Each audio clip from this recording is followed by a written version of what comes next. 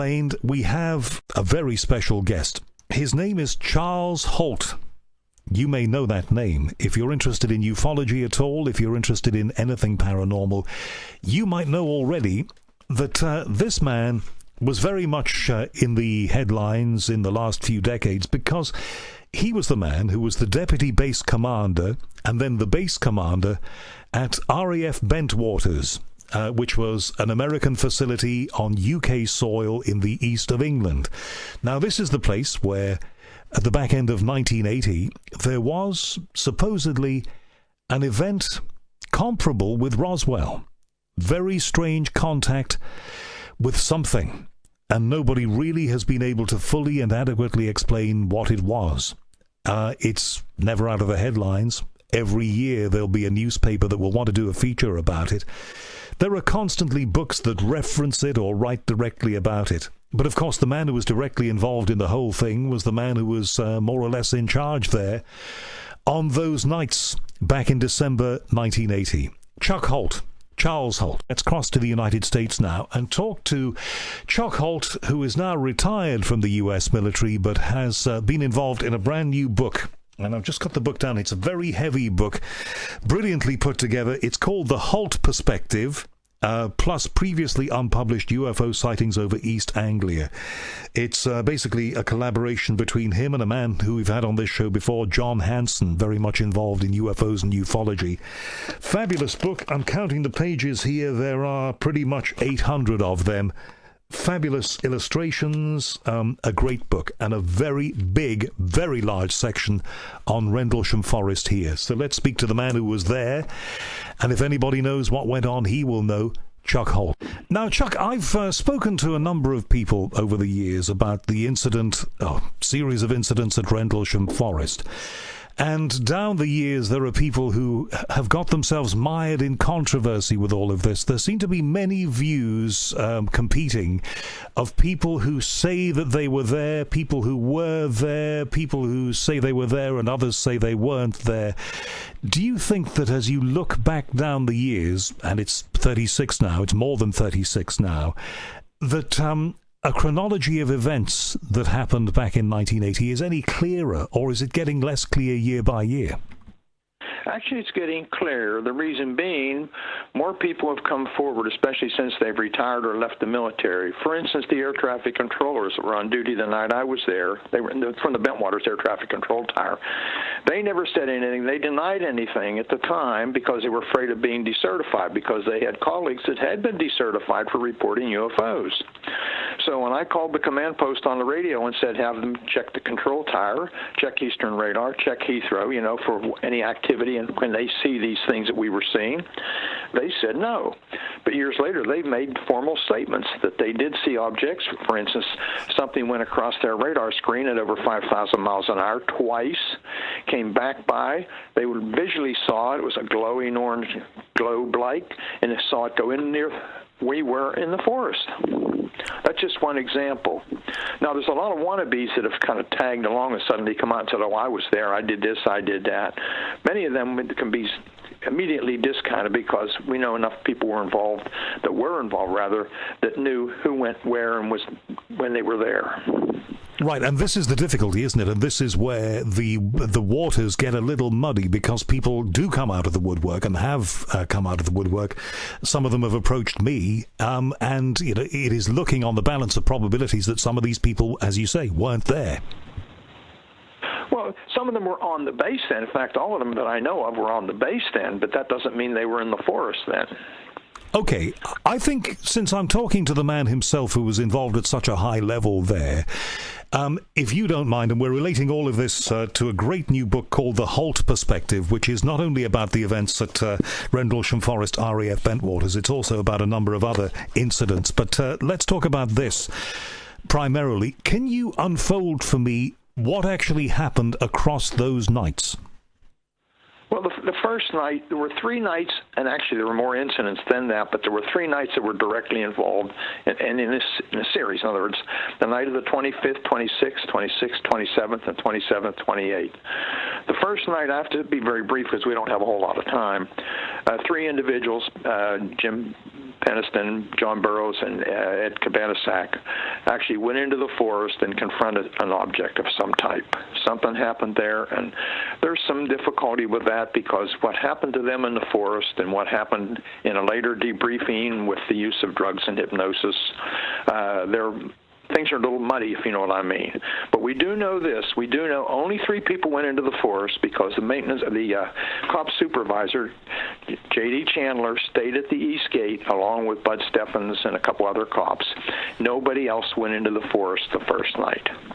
They lost track of them on the radio for about 40 minutes, and we're getting ready to send a rescue party or whatever out to find them when they came back with a wild tale, as I would say. At what stage, Chuck, were you involved in this? The following morning, I went to the police station to collect the police blotters, which I quite often did around 6:30, 7 o'clock in the morning, and the desk sergeant described what happened. All he knew was that there was a reported downed aircraft. It turned out not to be an aircraft. There were lights they couldn't explain. Something happened. He didn't know all the details. I assumed there was an explanation and kind of laughed about it. The following night, something happened, but I did not find out until years later. The police lieutenant and the senior NCO actually confronted something in the forest, and she had a nervous breakdown. When you say something in the forest, and that account I just heard you say it was covered up. Because she disappeared, nobody wanted to talk about it. I asked what happened to her, and they said she had a nervous breakdown and was shipped back to the States. She disappeared from the States and popped up in Italy, where I think she still lives, mysteriously. So you were in the middle of all of this. At those early stages, what were you feeling and thinking, Chuck? Well, initially, after the first night, I was thinking there was an explanation, and I didn't, put too much confidence in there actually being a UFO, so to speak, because I didn't believe it. The third night, when I was approached and when I actually went out into the forest, it became a reality, and I kept thinking, gee, I wish I hadn't got involved. How am I going to explain this? Nobody's going to believe this. This is ridiculous. And how much of this did you see and experience yourself? Basically what I saw, I was taken to where the object had allegedly landed 2 nights before, shown the indentations in the ground. They were all the same, equal distance apart. It was definitely higher than background radiation. I'm told it's about 9 times normal radiation. Not enough to be dangerous, but enough to be certainly picked up on the machine. And while we were there observing, something happened. One of us, I think it was Bruce England, who was with me, looked out and saw this glowing object.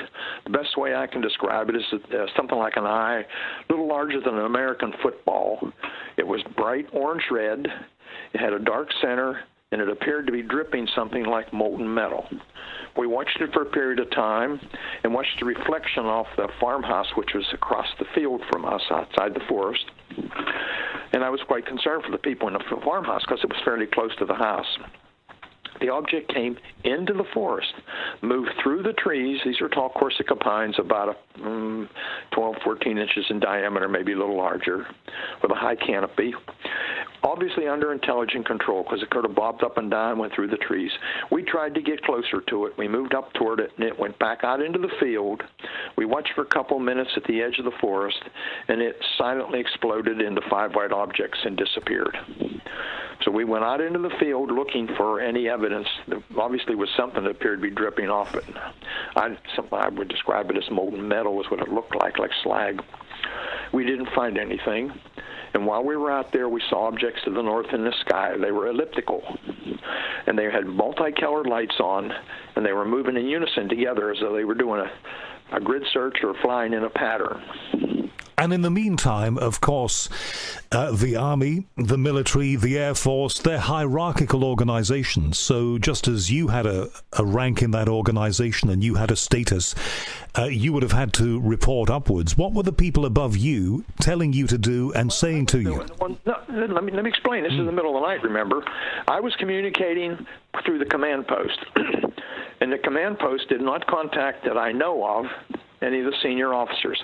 What I told them I was seeing, and I asked them to have the air traffic controllers and have the radar people, everybody look, and here's where to look in the sky and see what they could find. And they kept telling me they saw nothing. And I didn't seem to get any response from anybody through the command post back to me, and we were out there for a long period of time, and we were out there for several hours. The objects we saw, and the North stayed there. There were two objects to the south. Now, we could not discern a physical shape because they were bright white lights. And one light came overhead at very high speed, stopped, became stationary, and sent down the equivalent of a laser beam about 10 feet from where we were standing. And where was that? Did there appear to be any? It was 10 feet away from you, I know, but did there appear to be any discernible target? No, it just seemed to be, well, I was thinking, is this a weapon? Is this a method of communication? What is this, a warning? And as suddenly as it appeared, it was like a light click, it went off. And the other object moved out over Bentwater's base and sent down similar beams. Now, the people in the weapons storage area had binoculars, and one of them or more saw a large craft, a triangular craft. They could see a triangular craft. They did see the objects. Now, there's some conjecture as to where those beams landed and what they did. I was not close enough to tell. All I could say is I could see the beams. Well, we were out there till around 3 or 4 o'clock in the morning, and nobody seemed to be too interested. It was cold. It was windy. We'd stepped in a small pond or creek as we were crossing the farmer's field looking around, so we decided to go back to the base. And then I was in a quandary as to what to do. And just clarify for me, were you number 1 or number 2 at the base at the time? I was a deputy base commander. So that's a pretty heavy responsibility because, number 1, it's a difficult situation to handle for the humans involved in it. Number 2, as the deputy base commander, how do you explain to those above you, when you get the chance to do that, what was transpiring there? I didn't get the chance to do that because my big boss came in. I went home after the incident. I couldn't sleep. I took a shower, had something to eat, and went into the office because I just couldn't. I was kind of shaken, to be very honest with you. And I ran into my big boss, who's now a retired 2-star general. And he overheard part of my conversations because most of the 5 or 6 senior officers had what we call the command radios. We were all tied in on a net. And he never turned his radio off, I don't think, even when he slept. And he heard most of my conversations. And he made a comment to me, something to the effect, that was some night you had last night. I said, yes, it was. And I said, I recorded some of it. And then he got real interested. So I played the recording for him. And he said, wow. He said, let me have it. So I gave it to him, and I said, what are you going to do? He said, on Wednesday, this was Monday, I believe, Wednesday we have a staff meeting with a 3rd Air Force commander. I'm going to take and play it for him. And I was thinking, well, this is the end of my career. He took the tape and played it for General Baisley. Baisley listened intently and said, Williams, is Halt credible? And he said, yes. He said, He turned to the staff and said, what do we do? Nobody answered. This is all what Williams told me when he came back. So I said, well, what happened then? He said, well, the general in his infinite wisdom said it happened off the base. It's a British affair. Case closed. So he gave me the tape back, and so I said, what do I do? He said, well, get with Squadron Leader Moreland, who was the liaison from the RAF, and see what he wants to do. Well, Don Moreland was in Wales. That was his home on Anglesey Island. So I had to wait until he came back from his Christmas holiday, hence the delay from when the incident occurred until I wrote my memo. So I talked with him, and he made some phone calls and said, give me a memo. So I would say, cleaned it up. I made it brief, and I said unexplained lights. I didn't say UFO. And I thought, well, the British will be here momentarily to investigate. I had it typed in the office. We didn't even keep a copy. All we had was what was called the typing manifold, or a carbon copy, which went missing somewhere through the years. And I gave it to Conrad to read, who was my boss. He took it and showed it to Williams, who read it apparently. Unbeknownst to me, they may have made a copy. I don't know for a fact. He brought it back. I gave it to Moreland. Moreland sent it off to the MOD. He also, unbeknownst to me, made a copy and sent it to his boss, who was the liaison at 3rd Air Force. That's Air Force headquarters in England. That's the copy that eventually got released. Time went by, nothing happened, and I was delighted. I got teased about it all the time, but I was just happy it just was going to go away. And what about you, though? Did you have any form of debriefing? Did anybody else come and speak with you? Did anybody say, well, let's just draw a line under this now? Nobody ever.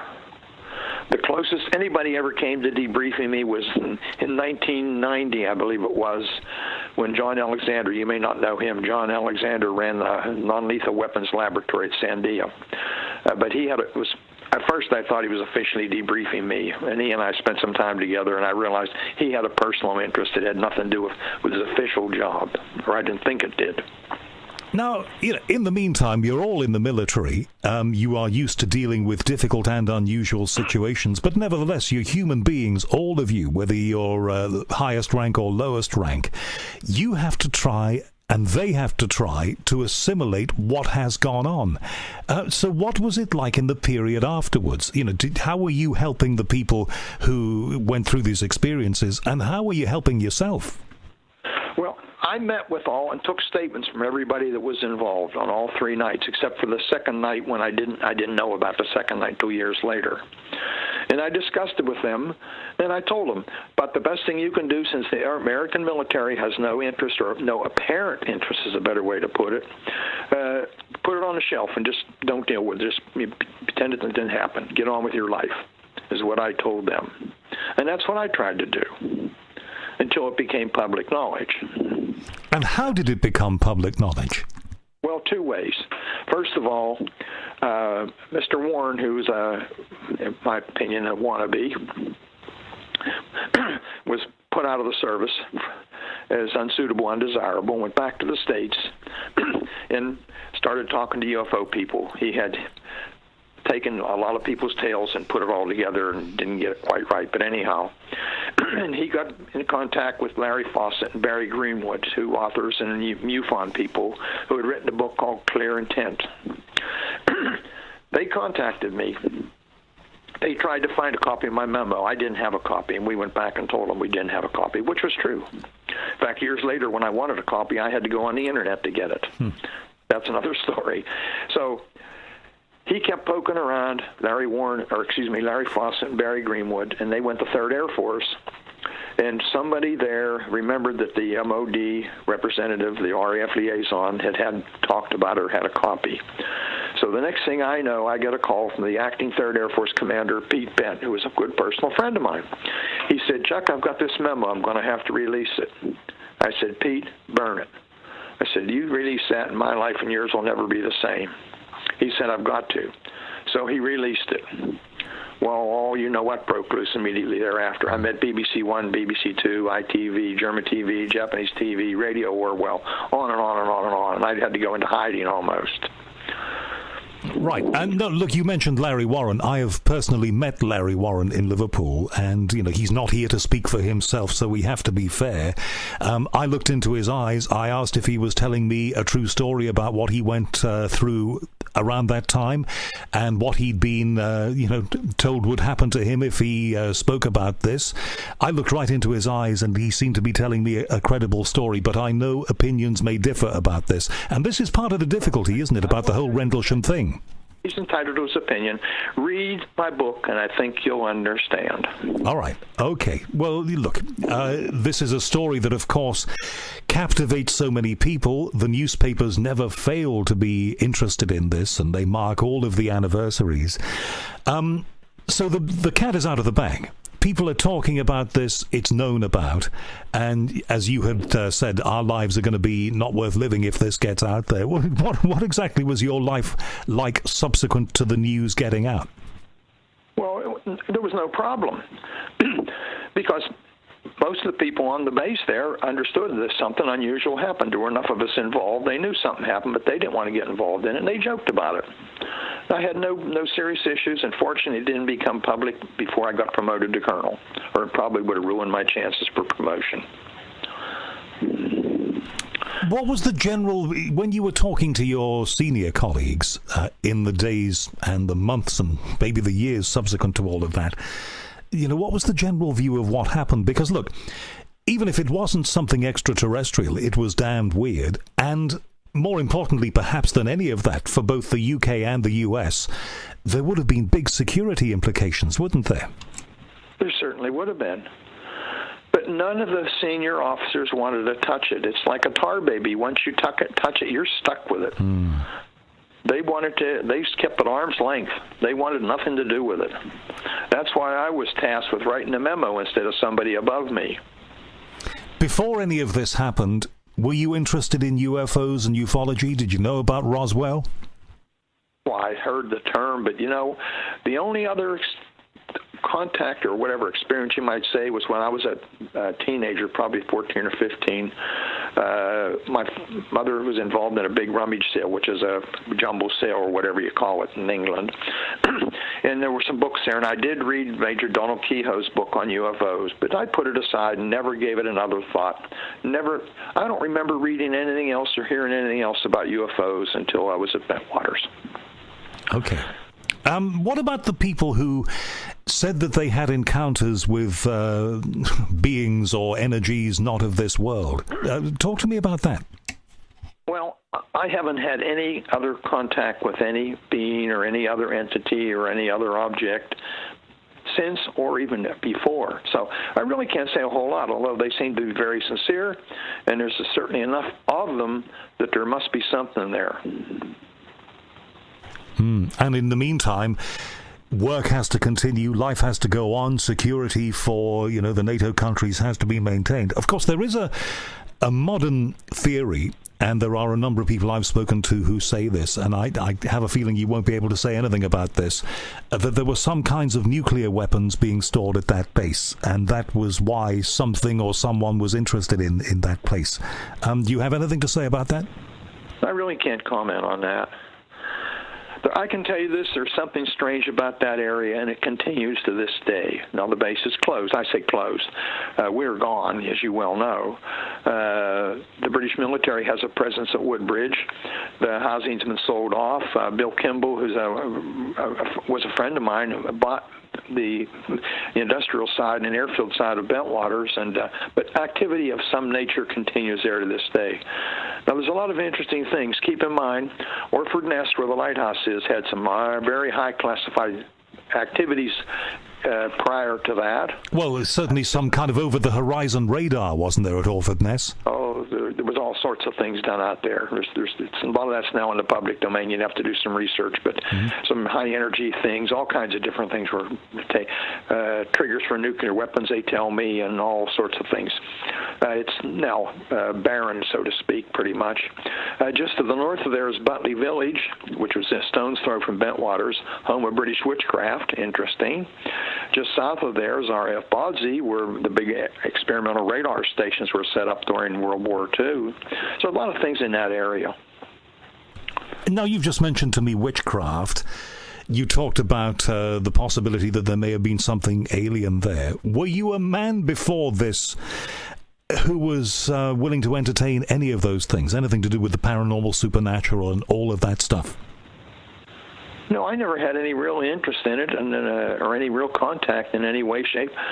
As I told you, I don't belong to any organization like that has anything to do with any of that or UFOs. I don't subscribe to any journals. I certainly get fed an awful lot of information from people that, want me to know about either their experience or what they know or what they've heard.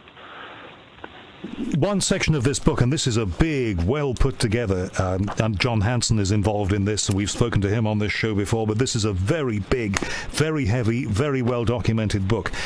There is the transcript of a conversation that you had, the Halt tape recording. It's page 231, where verbatim we're told a transcript of your conversation is in here. Why is this in here? What's this telling us? Oh, I don't have the book in front of me, so I put so much stuff in the book that you have to refresh my memory with which one it is. Okay, well, this is involving people including Sergeant Monroe Ruby Nevels, or Nevels, I think it is. Nevels, Sergeant Bustinza, or Bustinza. Bustinza. Yeah, Bustinza. So those appear to be the principal people involved in this. Those are the people. There were 4 people that went into the forest with me and stayed with me the whole time. In fact, they kind of stuck to me like glue after the first, experience when we saw that glowing object. People got very nervous and very concerned and very upset, I guess one way to put it. I know that you're trained not to feel, other than in a useful way, fear, but did you feel fear? Did you feel trepidation? Any of you really involved in this? Yeah, you must have. We all did, especially when the object was coming toward us in the forest. And we'll move forward. In fact, my tape was analyzed by the people that did the Watergate tapes. No, that was a long time ago. And they said, they did voice stress analysis. They said, wow, you guys went off the chart there for a while. Yeah, now I played this on a radio show that I did a few years ago. I think we had to pay for the privilege of playing these things at the time. But there were actual recordings of your conversations there. And from memory, I don't have a copy of the tapes we played because it's like 12 years ago on the radio, on another radio station. But it did sound pretty tense, certainly at certain points. Well, I'm sorry you had to pay for them. They're in the public domain. You shouldn't have had to pay. Well, I seem to remember that we had to. There was somebody who made them available to us, but it's a long time ago. But the general tenor of those tapes, from what I remember, was people doing their duty, but people also beginning to go off the scale a bit when it comes to stress. Well, we were very, very concerned, to put it mildly. When the Brits arrived... We really didn't have any choice but to investigate. Yeah, well, it's your duty, isn't it? And you have to do it, I guess. When the Brits arrived, now, you know what the Brits are like for secrecy and being straight, playing a straight bat and all the rest of it. How did they handle this? Actually, Don Moreland was quite upset, too, the liaison officer. I didn't have any interface with anybody else over it. None of the British military. Now, I did work with a local territory armor out of Ipswich. I marched in every Members' Day parade, and I occasionally socialized with the officers at their mess. And they all joked about it. In fact, they said to me many times, next time that happens, call us. We'll come out and solve the problem. You may have seen more recently, there were samples, weren't there, of earth taken from the site, taken from the forest, and they are seemingly anomalous. What do you make of all of that? You really want to know the truth? The farmer probably burned brush there, and there's a lot of silicon in that soil there. There's a lot of sand, and I burned many brush piles myself. I cleared a couple acres here on some rural property I have, and that's the same thing I had happen there. And what happens is the soil, the composition changes, the crystalline structure changes, and it's very similar to what was reported. And also, the claim is made that the area got very green then. Well, you know what one of the byproducts of burning brush and burning wood is? Mm-hmm. Potash. You know what? That's potassium, one of the three ingredients in almost all fertilizers. So you're saying that we really, although we have to bear in mind that something very, very unusual that hasn't been fully explained went on there, we have to get a sense of perspective. That's correct. And the place that soil sample was taken from is not where we had the experience and the people did the first night. Okay, point taken. And if anybody ever mentions that to me again, I will tell them what you told me. In the book also, there's a little bit of chronology here. 11 p.m. on December 28th, strange figures seen on the A12 road. Now, this is an area where stuff like that happens. You're quite right. I know people who've seen and experienced things. And that whole East Anglia area seems to be some kind of... vortex, some kind of area for those things to happen. What was that all about? Because I have enough British friends that have told me tales that are hard to believe, and they're very credible people. Well, this story is Anne Clark, backseat passenger in a car travelling south, A12, 11 p.m., 28th of December, 1980, so right in the middle of all of this. And there's a quote here, just past the Southwold turn, I saw a figure sitting on a fence well back from the right-hand side. I watched as it got off the fence and walked to the edge of the road in very small steps, as if it was weak or suffering from illness, followed by another similarly dressed person, in inverted commas, wearing a long and voluminous cloak or habit, heavy cowl preventing me from seeing their faces. Weird indeed. Well, that sort of thing apparently continues to this day. So when you look back on it then, Chuck, what do you think about it? Is it something that you would prefer not to have to keep being asked about and keep referring to? Because I know the media constantly want to talk with you. How do you think about it? Well, I've been so disappointed in dealing with the media. I'll tell you why. Because they tend to sensationalize it and use it to sell the program or to sell newspapers or to sell something. They're not really interested in the facts in most cases. They're more interested in a story. Okay, well, I guess that's the nature of journalism, and I'm not accusing you of anything. No, but I mean that I like to think that I'm doing something a bit different here, although my training is journalistic, but I do completely understand what you say. At any stage in all of this, did anybody warn you off? No, never. That's the interesting part, and that's the disappointing part. Why didn't somebody from the MOD contact me? You can't answer that question, and I can't answer that question. Maybe they didn't know what to do. It seems to me that the whole approach to it was very laid back. It almost seems to me that the people at a higher level who were told about this maybe were aware that such things happen, and were very aware that, okay, it's happened here, it's happened on a fairly large scale involving people, and we need to close the door on it pretty quick. And maybe it'll all just go away if we ignore it. Of course it didn't. Well, they were pretty successful for a while. Why did you get involved in this book, Chuck? Because of all the nonsense left at the East Gate. I could walk you through that book. There are 50 things that are nonsense. Everything when claims that airplanes were shot at, nonsense. To you name it, people that were supposedly there that weren't there, that couldn't have been there, underground facility which doesn't exist, on and on and on and on. And yet they even talk about the cloud busters, which turned out to, I know what they were. They were dummy missiles that Colonel Baroth put together to fool the Russian satellites. I suppose to an extent, though, you can understand why imperfections creep into a story like this, because if nobody is confirming anything, and if the general mood of it is we need to close this down pretty quick, then of course there are going to be misinterpretations, facts that are perhaps not quite correct. Those sorts of things will creep in. Well, some of those things don't just creep in. There is a very large group of people that are very skillful in what I call deception. And what better way to discredit a story than to make it so ridiculous or so entertaining that people laugh? Who might they be? Would they be connected with the government or an agency of some kind? All of the above. Really? Yep. And how do you feel about that? You know, bearing in mind that the United Kingdom and the United States are founded on freedom and truth and honesty and all the rest of it, how do you feel that somebody might be wanting to do that, Chuck? Disappointed. I can tell you there's an agency that's beyond the government that is in the background that they're pulling the strings. All of our 3-digit and your M whatever agencies are only tools.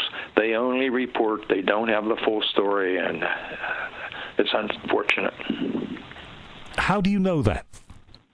I've been able to piece together enough stuff. Okay, well, I don't want you to tell me anything that you would be uncomfortable with. I'm not going to tell you any more than that on the radio. All right. And does that involve... I'm not the only one that's pieced it together. There's some very, very, how shall I say, intelligent people that have had unbelievable contacts in all the right places, and they've come to the same conclusion. We are not alone. And that knowledge, how does that make you feel? A bit uncomfortable, but I can't do anything about it. And so what I do is I put the whole incident on a shelf, and I don't even worry about it until someone such as yourself comes along and asks some questions. If you're legitimate, I'll answer your questions. Okay. I did the book. I didn't do the book to make it a bestseller. The book was probably, we're going to lose money on the book, to be very honest with you. 800 pages, 1,000 pictures, many in color. It's costing us more than what we're getting for each book to put it together. The idea is to get the truth out there, let you read it, let you come to your own conclusion. And I have to say it's a fabulous book. I mean, I haven't had it for very long, so I haven't been able to read it cover to cover. But in terms of the documentation, the original documents, the photographs of people who were involved, the sketches and diagrams, because I have to say that, and I get across my desk a lot of books like this. I have never quite seen one this good. So you've done it incredibly well. And if I can do anything to put the word out there, then that's fantastic. Just to take you back briefly, though, to this idea that there is an agency or a group of people, a cabal, whatever it might be, that doesn't want the truth getting out there. That is an enormous thing for the world to know, isn't it? The truth of that is an enormous thing for ordinary people going about their day-to-day lives to grab hold of. I'm not the only one saying that. And how do you think that fits in with all of the political changes that we're seeing in the world, with the election of Donald Trump on a populist agenda, with the fact that the United Kingdom voted to leave the European Union and all of that stuff? Do you think we're going to see more disclosure? No, I don't think, because that's not going to happen until the powers to be, so to speak, decide it's time, or something very unusual happens that can't be covered up or can't be explained. Of the people that you know... I'll take you back to Bill Clinton when he first got elected as president. He turned to Warren Hubble, who was then his chief of staff. By the way, Warren Hubble got himself in some personal trouble, but he was a very competent man. And Clinton turned to Warren Hubble, and this is well documented, said, I want to know two things. I want to know who killed Kennedy and are UFOs real? He never got an answer to either one. And what do you make of all of this stuff? Every time there's a change of president, and I go back quite a few years, and have done quite a lot of interviews and a lot of radio over my lifetime, for better or worse, everybody always says, every time there's a change of president, well, of course, the president will be given access to the UFO alien files. We'll get to know the truth. That's a joke. Really? You don't think they do? No. So all of this stuff that I was hearing before the election, along the lines of, if Hillary gets elected, then Hillary's going to be the one to do it. All rubbish, you think? All right. You know who was behind Hillary? John Podesta. Have you heard the name? He's the guy that had all his emails leaked, by the way. Yes, yeah. John's a brilliant guy, very talented, a very astute politician. I met him. I briefed him. Had very strong interest in having disclosure. And, did all but promise if, she got in the White House, there would be disclosure. And a lot of people ran around with their hair on fire saying, oh, get her elected so we get disclosure. She would not have been told anything, I can tell you right now. And what about... Presidents come and presidents go. And what about stories of various people? I think there's even a story about my namesake Howard Hughes, but certainly various prominent people down the decades in the United States being shown... inside the gates of Area 51 or wherever it happens to be, being shown aliens, craft, and all the rest of it. What do you make of that? It might be true. But my question is, why would they show somebody like that, or someone like Steven Spielberg, or someone like Jackie Gleason, who allegedly saw UFOs, etc.? That's who I was thinking of. Jackie Gleason was taken there. Was it Truman who was taken there? They say. Now, is that true? We don't know. So at this stage in your life, saying the things that you're saying, do you feel any sense of personal risk, I suppose is the phrase I want to use? Well, one thing I have done, I did years and years and years ago, in fact, I initially did it with Barry Greenwood and Larry Fawcett, is I made a tape of everything I know, and I gave several copies to several people. They have one. There's others that are available. But I've pretty much said everything I have to say, other than opinion. Okay, you said pretty much said. I haven't hit anything. I've been accused of having a second tape. I've been accused of manipulating and editing the original tape, which I didn't. Well, there actually is a mistake on it. The original tape has a very short bar of music on it. I was playing it with a little linear recorder one day at my home for a friend, and my daughter was practicing piano in the next room, and the switch that you play, if you slid it the wrong way, it recorded. It went record one way and play the other way, and I accidentally bumped it into record while she was playing, so there was a of music on there. But other than that, the tape was not edited. I did not make a second tape that night. I only had one tape with me. I only had one set of batteries. I never expected to be in the forest very long. I was going to go out and say, look, there's nothing here. Let's go home, guys. So, no, I didn't have a second tape there. I mentioned to somebody that I had a second tape, but what I tried to explain to them, it was my tape made later of the whole event and everything I knew. Why did you make a tape? Just so I had all the information down if something happened to me, I lost my memory, I got hit by a bus, whatever. And you said to me that you already said pretty much all there is to be said. Now, pretty much allows for a certain percentage of stuff you haven't said. What is it that you might be holding back? Well, there's things I can't talk about. You have to understand. My last job was a very sensitive job. I had more than a top secret clearance. I was exposed to a lot of things that we just don't talk about. And are those things directly involved in what happened at Rendlesham Forest, or are they just general military things? General military things. In fact, when I left the military, I got debriefed by several very skilled debriefers. In other words, they sat me down and said, "You're leaving. You cannot talk about the following things, et cetera, et cetera, et cetera." We went over everything. They were very thorough. They knew what they were doing. And at the end, they never brought up Bentwaters. So I said to them, how about the incident at Bentwaters? And they looked at each other and said, "What was that?" I said, "Well, there was an alleged UFO incident at Bentwaters that I was involved in." They kind of chuckled and said, "That's not an issue. Don't worry about it." When I was approached to do the first TV program for Unsolved Mysteries in 1991, I was working for the Secretary of Defense. I had total inspection oversight of the whole Department of Defense, all services, all agencies, including NSA and DIA. Unsolved Mysteries approached me, and I was interested. It's time to put the truth out there. So I went to the DODIG I worked for, who works for the Secretary of Defense, and said, "Here's what's going on." He said, "What? Tell me about this." So I sat him down, or he sat me down, rather, and for about an hour and a half, I walked him through everything I knew, and he said, "Go ahead and do it." So I did. Why do you think that was, Chuck? Why do you think they were so amenable? This is so compartmentalized, whatever's behind all this, that, you can't get to it. Do you think it would be a good thing? You said we are not alone, and I'm inclined to think that too. Would it be a good thing if the various agencies, the U.S. government, whoever does know stuff, actually did go for disclosure and did tell the people? I don't think you'll find anything there. I think everything's a pass-through. So in other words, if you went in under what's known as the Freedom of Information Act, and I think you have something comparable now in Great Britain. We do. To get the documents, you wouldn't find any documents. But there are still people who know, even if it's not written down anywhere. People that know that I'm not sure how much they know. There's obviously people assuming we have alien bodies, which I have suspicion. I don't know. I can't even comment on that. We have craft that we've reconstructed or reversed engineering, certainly possible. But yes, there are some people that would know that.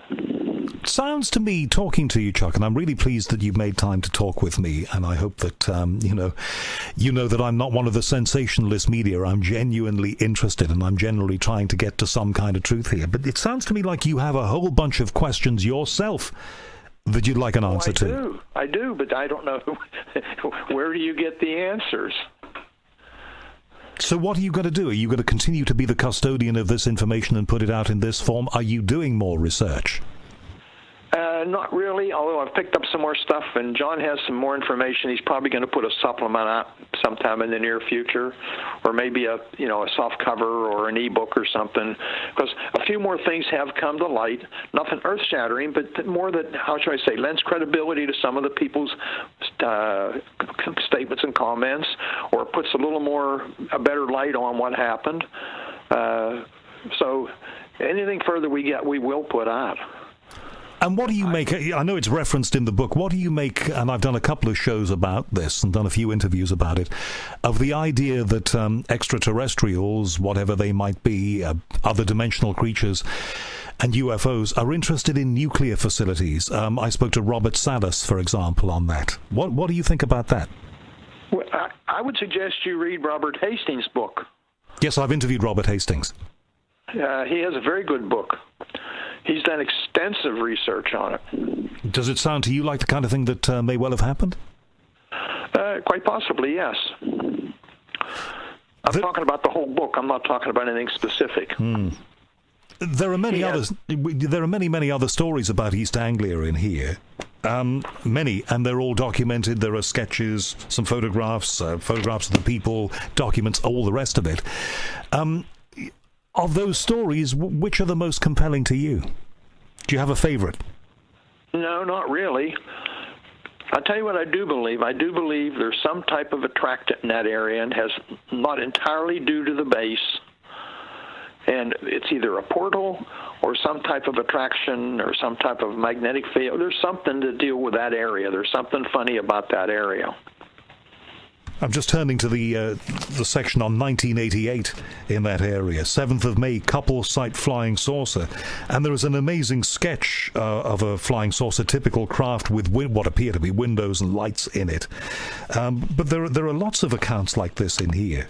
What would you like to see happen to all of this information? Do you think, you know that Nick Pope was involved in collating a lot of this information for the Brits, and now he's an independent consultant. Do you think that we need to get back some kind of governmental organization that will coordinate all this information? I would love to see a professional organization backed by governmental funding or, as necessary, and to investigate these things properly. Several countries do that. Chile does that. I think the French are moving in that direction. There is definitely something there, as you and I both know. When you go to all of these conventions, which I presume you do, Actually, I don't. You don't? I rarely do. I'm going to speak at I spoke in Maryland last month. I'm going to speak in February at the big conference in Scottsdale, Arizona in February, and I've agreed to do something next fall in Pennsylvania, and that's probably all. And all I'm really doing is just tell the story and tell people, go buy the book, read the book. So you ration your appearances. Draw your own conclusions. Mm-hmm. So you ration your appearances, which I think is a good thing. When you stand up on the podium and the rapt attention of all of those people interested in this subject is yours, what are the first things you say? How do you introduce it? Well, basically, I tell them a little bit about my background. I tell them about the base so they understand and can put it in perspective.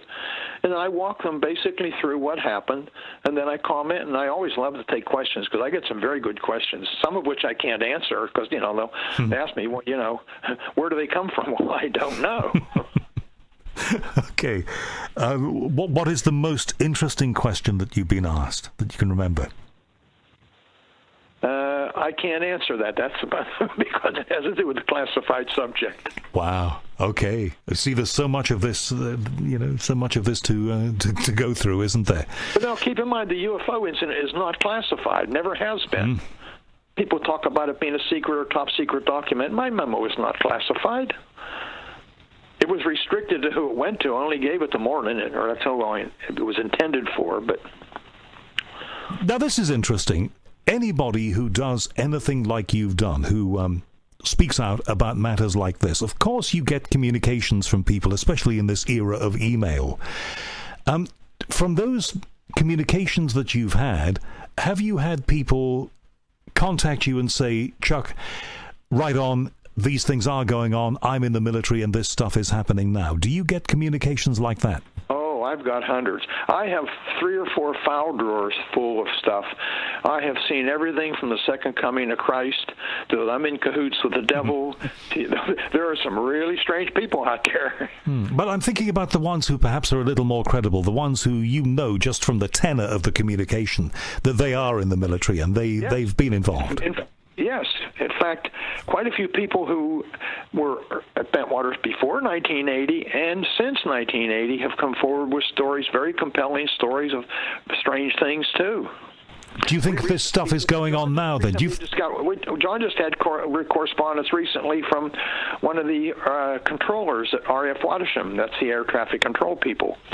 And they confirmed that right after my incident, men in uniform in suits showed up and took all the tapes and took everything and told everybody it didn't happen and left. Why do you think, I've done some bits on the radio about this, why do you think it's taken 30 years for these controllers to speak out now? That's interesting. I think one reason is because the book came out and somebody was able to put the pieces together and say, hey, I was there then, and this did happen. He's actually got a name. It's in the book, I think. As I remember, we put it in the book. And do you think things like this are happening now, in 2017 as it is? Yes. And do you say that advisedly, Chuck? Do you know that? Well, not firsthand, no. I've got it from people that are very credible. And from the accounts that you've heard and from what you went through, what do you believe planet Earth is going through? Well, we're in trouble. We know that. from climate change and all the activity and the potential for a nuclear disaster, something stupid from North Korea or Lord knows where, or an accident somewhere. But do you believe that we're being observed, perhaps part of somebody else's experiment, or visited? What do you think it's all about? All I know is there's some other, how you want to call it, force, being, entity, or something that we share the universe with. And they have a great deal of interest in us. Now, are they being beneficial? Perhaps. Are they being detrimental? Maybe there's more than one agency, maybe more than one group. I don't know. I just have an opinion, but there's definitely something there. Sum up for me, and I can hear in the stories that you told me and the way that you put the story across. Sum up for me, Chuck, the difference that this made to your life. How are you a different man now than you were, say, at the beginning of December that year? Actually, I've been pretty successful in putting it on the shelf and just, in other words, only deal with it when I needed to deal with it and forget all about it at any other time. In other words, I still do my normal things. I still go to, about doing things. I still pay my bills. It hasn't really made a big effect on me, other than it's taken some of my time from time to time. You sometimes wish that it had never happened and you hadn't had to be embroiled with it. Yeah, you hit the nail on the head there. But do I have a choice? I was thrust into it, and I accept that. And so I'm not an entertainer. I'm not in for the money. I usually lose money. In fact, one conference I lost $1,500 because the organizer never paid my airfare or hotel bill. Oh, God. And I normally accept expense money, and that's all. In fact, when I came back to Woodbridge last year, the deal was they would pay my expenses. My son came with me, my older son. I paid for his expenses. I paid for my hotel. They provided meals and travel, etc. And I said, any money we make, which I think there was supposed to be some money made, and that's another story, goes to the Forest Service for improving the area there and doing some, work that they needed to get done. We had somebody that would film the thing, and the film was supposed to be sold. They apparently put it on the internet the next day, so that went out the window. The problem is that the people who were involved in the service at that time, inevitably the march of time catches up with all of us, and there will be a time when none of those people are around. How would you like the events of December 1980 to be remembered by future generations? That's one reason I put the book together. So if somebody 10 or 20 or 30 years from now is doing some research and whatnot, they can go back and they can read all the original statements. They can read my comments. They can read my comments to other people's activity, so that it's well documented. That's the reason. I've interviewed Paul Hellyer, the former Defense Minister of Canada, a number of times. Have you met him? Oh, yeah, he and I are friends. In fact, he endorsed the book. Read the cover of the book. And what does he make of what happened at Rendlesham Forest in your experience? What does he tell you? He's a believer. In fact, he came all the way down here, and he and I sat down and spent an afternoon, had lunch, and then spent an afternoon together. And he explained his philosophy. He has some thoughts on a lot of other things, too, in the financial end of things. But he's an avid believer and a strong supporter of UFO research and disclosure. When you look at the world today, 2017 versus the world in 1980, and look, Chuck, I can remember 1980, and I think it was a pretty good time.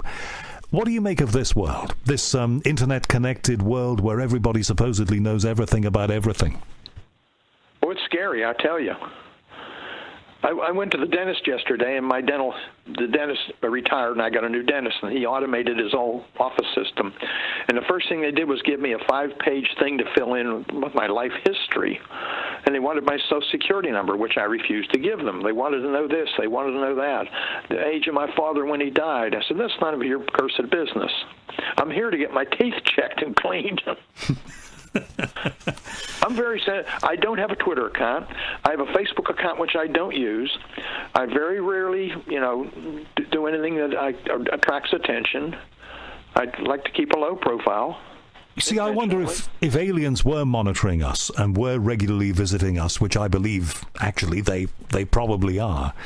Of course, in this day and age, they would be Facebooked and Twittered, they'd be on YouTube, they'd be just about on every portal. The only problem is that even fewer people would believe that that's what was happening than would have believed that in 1980. People would be much more skeptical now, much more ready to say, don't you think, Chuck, that's a fake? Yeah, I tend to agree with you. How do you deal with skepticism? Oh, I hear it all the time. I just tell them, you can think what you want to think. Here's what happened. Draw your own conclusion. How would you like to be remembered in future generations? You yourself? Well, not as a guy that reported a UFO. That's... I can see it now on a tombstone. This guy saw a UFO. Well, there are worse ways to be remembered, Chuck. Oh, I suppose so. Are you coming back to England? I have no immediate plans, no. If John puts something together and there's enough interest, I would certainly consider it. But that's not foremost in my mind right now. I know there was a lot of flurry and kerfuffle around I think it was the 35th anniversary. It must have been, because it was only a couple of years ago, and we were told we're going to get all sorts of new information and all the rest of it. The 35th anniversary came and went. Were you disappointed that we didn't get more information on the 35th anniversary? Well, I didn't participate. I was invited. Was there any reason for that? Were you tired of doing these things, or? No, well, because some of the stuff that was going on was not factual, and some of the people that were going to speak there, it's nonsense. So I just didn't want to be involved in it.